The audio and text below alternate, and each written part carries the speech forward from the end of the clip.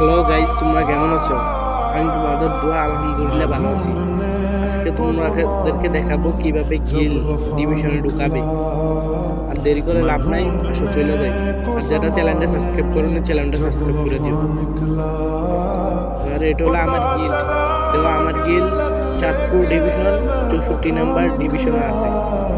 তোমাদের গিল্ড আমার মতো কিভাবে ডিভিশনে ঢুকাবে আজকে তোমাদেরকে দেখাবো। প্রথম দেখো, চাঁদপুর ডিভিশনে আমার গিল 64 নাম্বার ডিভিশন আছে 3226 করে।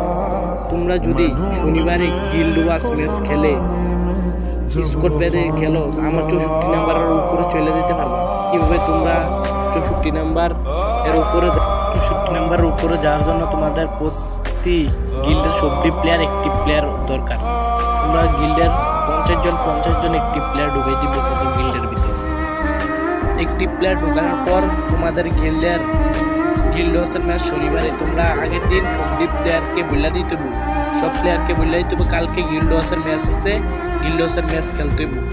তারপর গিল্ড ওয়াসের ম্যাচ খেললে তোমরা গিল্ড ডিভিশনে ঢুকাইতে পারবো অতি সহজে।